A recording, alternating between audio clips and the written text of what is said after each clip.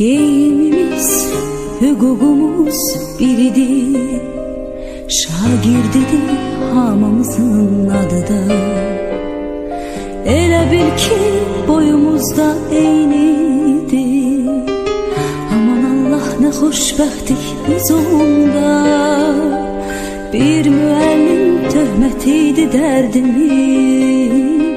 Bir töhmətdən için yanardı.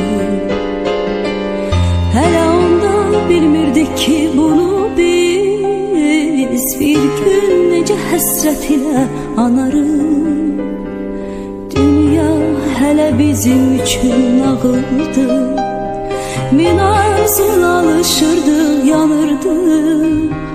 Özümüzü biz hamıdan ağır, özümüzü nə bəxtəvər sanırdıq.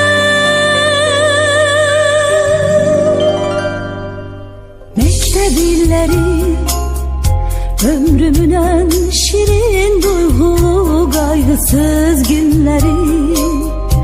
Her anı bir ömre beraber seyirli günleri.